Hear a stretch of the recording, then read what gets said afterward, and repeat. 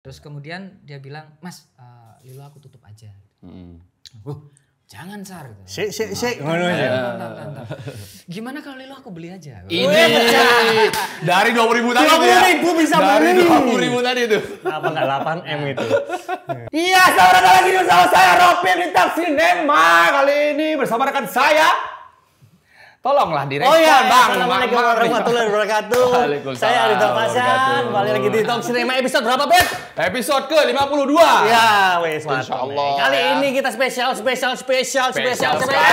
Kedatangan kita dari narasumber kita yang terbaik kali ini adalah Mas Alex Suhendra. Kacau. Suara aja. Tadi kalau diisi ya? Diisi. Iya, AI dia.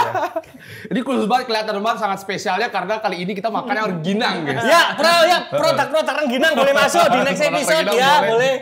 Rengginang busri boleh, silakan. Bener. Intip. Intip boleh. Intip sari. Sukanya Enggak Ropin dong, kalau intip salah. sari itu. Salah. Enggak ya? Salah. Kalau intip sari beda lagi nanti S-nya ya. Langsung saja nih Mas Alex Suhendra yang dengar-dengar katanya memiliki adalah pimpinan dari Lilo Acting School, benar? Betul. Apakah di sana tuh kan aku melihatnya tuh kayak ada mengajar buat anak-anak kecil juga acting gitu Oh, kan. iya. Nah, ini kalau anak kecil ikut kelas acting ini sebenarnya buat anak kecilnya atau buat ibunya sih sebenarnya? Betul. Buat orang tua. Oh, gitu. Berarti ada eksploitasi ya, Eksploitasi berarti. Sebenarnya kan mah buat orang tuanya gitu. Berarti nggak semuanya kemauan anaknya. Kemauan ya, Mas? anaknya. Nah, aku sering ini kan nanya kan pas misalnya jam istirahat atau kan orang tuanya meninggal tuh. Betul. Kan, terus Oh, pergi. benar. Terus aku tanya, "Dek, kamu sekolah acting ini pengenmu apa pengennya mama?" Aku tuh pengen marching band, Kak. Jadi mayoret. Pengen marching band, Kak. Ada lagi aku pengen bela diri gini-gini. Oh, oke. Ya udah, akhirnya aku kan nggak bisa ngasih metode dengan tingkat yang lain kan. Ya, Saya ya, santai ya, aja ya. sih itu. Ya. Bukan maunya dia juga. Tapi ada juga masa yang memang benar-benar dia pengen. Minat gitu ya, Mas ya. Kamu tadi anaknya sendiri? Iya, ada. Tapi nggak banyak. Nggak banyak. Gak banyak itu sejak kapan, Mas? Alex itu mendirikan Lilo. Jadi si Lilo Acting School itu tahun 2007 itu belum aku yang punya. Tapi ada anak anak MTC namanya Cesar Maulina gitu, cewek ya.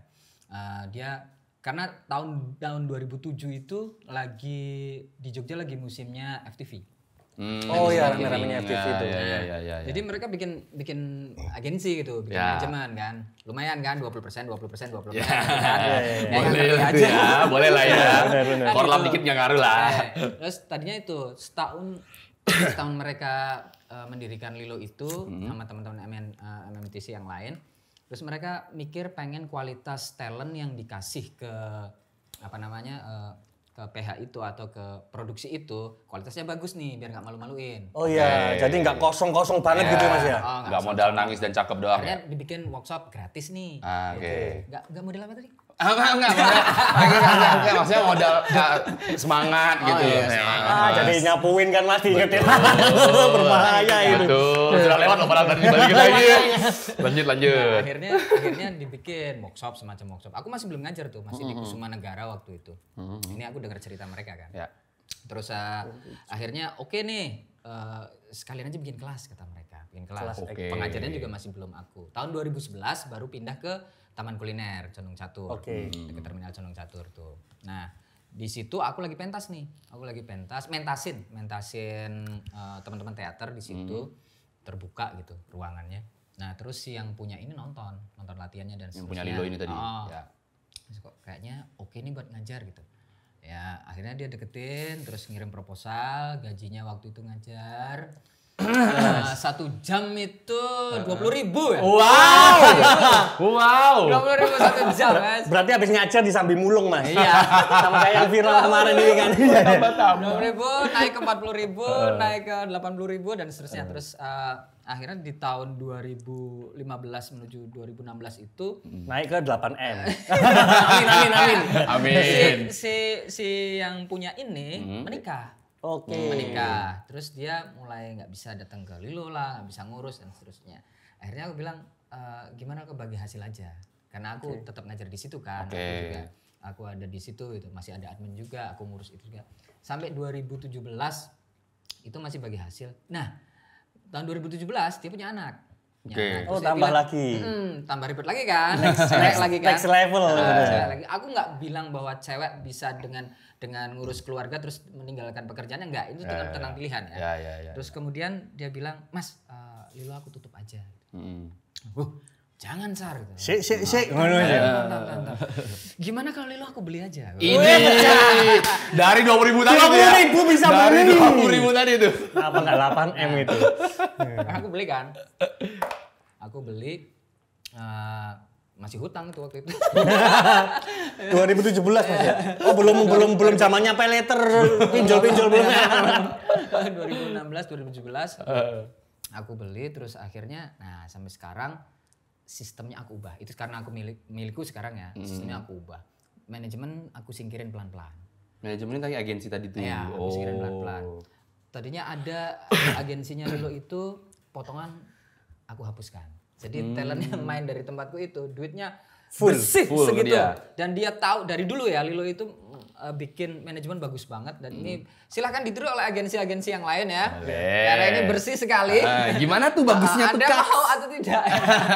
Bagusnya gini kalau tempatku ini. Ini sombong ini harus sombong. Gak apa-apa. Jadi Sombong obrolan sama LP dan seterusnya itu aku capture. Linkin Park. Iya, dari Linkin Park itu aku. Lain produser. Oh, yang produser ya. Di capture. Nah, aku capture. Untuk bukti. Aku kasih tahu ke talentnya. Oke. K atau D, Bu, Mas, ini honornya segini nih. Ini hasil negosiasiku sama mereka segini nih. Honornya sekian hari, honornya segini. Mau ambil atau tidak? Jadi mereka tahu honor aslinya berapa. Terus waktu itu masih ada potongan. Nah, kalau mau silakan ambil. Nanti seperti biasa 20% masuk ke Lilo. Jadi duit nggak ada amplop-amplopan gitu, paling cuma di strapless aja terus ini duitnya gitu datang ke Lilo, balikin 20%-nya ke sini kayak gitu. Oke. Kayak buru-buru tambang gitu Mas. Iya. Jadi kayak gitu. Kalau di tempat lain kan Anda tidak tahu honornya berapa, tiba-tiba diselonongi amplop aja kan. Berapa persen sih Mas kalau di Lilo 20% itu wajarnya berapa persen sih Mas potongan-potongan itu Mas? Wajarnya. Setauku 20% itu sangat kecil. Ada yang ambil 20%. Ada yang lebih dari 20. Ada yang 80% loh. Wow, itu yang acting siapa, yang kerja siapa? Itu ada cerita FTV kayak gitu tuh ceritanya. Ceritanya. Di cerita FTV. Fiksi berarti ya. Nggak mungkin kenyataan. Casting direkturku jatuh cinta dengan ekstras misalnya gitu judulnya. Potongan 80%. Potongannya 80%. Oke. Itu cuma di fiksi Betul, ya. fiksi. Nggak mungkin realita kayak gitu, nggak mungkin. Nggak mungkin realita. Nggak mungkin lah. Yang ada di realita tuh kadang duitnya nggak sampai. Oh, terus. Amplopnya kosong nyampe ya. Nah gitu. Nah terus akhirnya lama-kelamaan aku mikir gitu ya. Ya. Ini sok baik banget aku. Aku mikir kok aku kayak nggak kerja gitu. Motong duit 20% aku nggak keringetan. Yang keringetan talentku di sana kepanasan. Dia di sana. Oh nggak nemenin Mas ya gitu tuh. Enggak. Nggak harus juga ya kan? Nggak harus juga. Karena di sana udah ada telco, ngapain juga nemenin. Oh Iya juga betul. sih. Iya kan? benar. Kalau bisa dijemput silakan dijemput sama drivernya. Dari sana ada lokasi syuting. Kalau berangkat sendiri nanti ada reimburse dan seterusnya. Ngapain juga nemenin, kan gitu. Nambah beban prasmanan aja gitu kalau Iya, milsnya ya, benar-benar. Iya. Justru lama-kelamaan aku mikir gini, aku tuh kayak nggak keringetan gitu kan. Tapi aku dapat 20% dari mereka. Kok aku berdosa sekali ya? Mulai hidayah datang. Hidayah datang. Terus Kontemplasi. aku kemudian mikir, udah deh nggak ada potongan lagi. Iya. Jadi tetap obrolan dengan produksi di sana, honornya aku kasih ke talentnya. Dan begitu talent, Mas ini 20%, udah nggak ada, Lilo 20%, ambil semuanya buatmu. Serius Mas, serius. Alhamdulillah Mas. Gitu. Nah segitu aja udah seneng banget. Melihat kebahagiaan orang lain ya. Tapi kalau misalnya kayak gitu tuh kadang malah talentnya itu ngasih sesuatu yang lebih dari itu loh. Iya, Lebih dari kadang kalau 20%. lebaran aku dibeliin coklat bawa Nah, pulang gitu. wah. Kue. Terios, Avanza gitu Mas ya. Iya, biasa. Enggak dong, kalau itu enggak dong. Kalau kayak gitu beda dong kalau balikan ke Terios. Begitu ceritanya. Ya. Berarti dari teater ya Mas dulu Mas ya? Aku teater. Ya. Teater terus ke film. Filmnya ini banyak banget nih Mas. Alex ini ada Soekarno ya pertama di industri Itu masuk. kan yang waktu aku ngobrol sama kamu itu kan. Iya. Aku makanya pura-pura apa ya Mas ya? Pura-pura padahal udah pernah ngobrol. Actingmu jelek banget. Ya nanti akan sekolah di Lilo Acting School. Yoi. Biar bagus. Biar enggak dapat potongan. Iya. Nah gitu, ya. Aku dari teater, aku kuliah di UGM ya, tapi kemudian aku satu kos itu teman-teman UNY semua. UNY dan ada teater itu mereka ngasih VCD. Waktu itu masih bentuknya VCD dan DVD ya. DVD. Oke, ya. 2002 tahun 2002. Disket.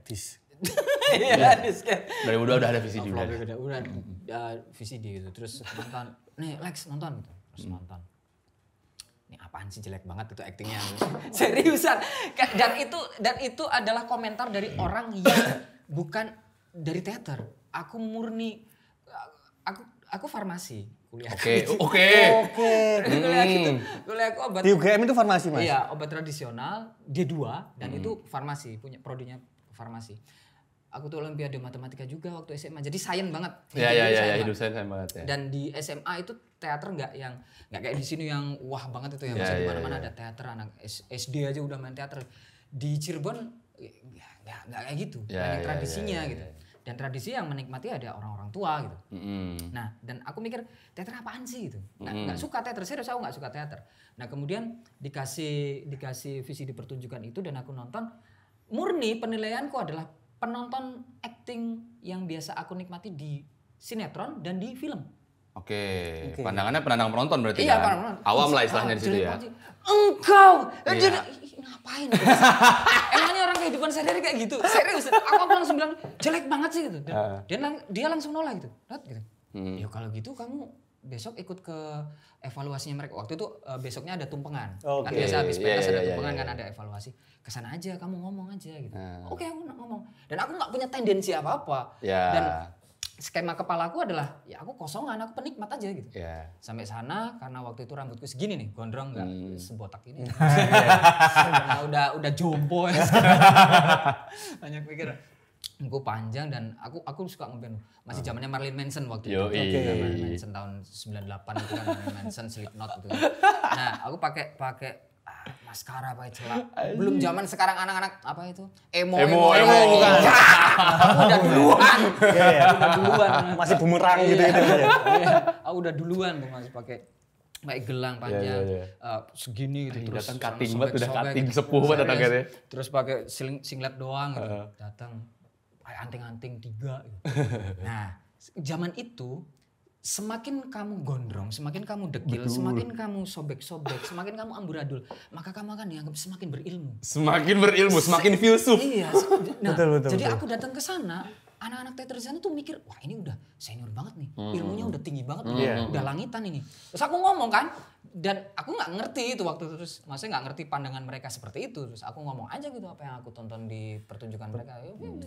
Terus mereka mendengarkanku gitu. Habis itu aku diajak pentas, Oke lah, seru-seruan aja. Waktu itu masih motivasinya banyak ceweknya nih. Gitu. Iya kan? Gondrong doang masa jomblo? Iya dong. Gitu kan. Terus refreshing di kampus di farmasi itu kan jam 6 gitu. Udah masuk kadang udah ada jam 0 gitu. Jadi jam standar kuliah jam 7 itu jam 6, jam setengah 6 itu kadang udah masuk. Udah masuk ke ruang praktikum sampai jam 5 itu. Kan stres gitu ya. Terus pulang. Itu deplok obat terus gitu Mas? Enggak ya? Enggak ya? Enggak. Memasak. Kadang nyakokin orang. terus aku refreshing gitu masuk ke teater gitu. Seru gitu ya. Terus pentas, pas pentas ditepuk tangani gitu.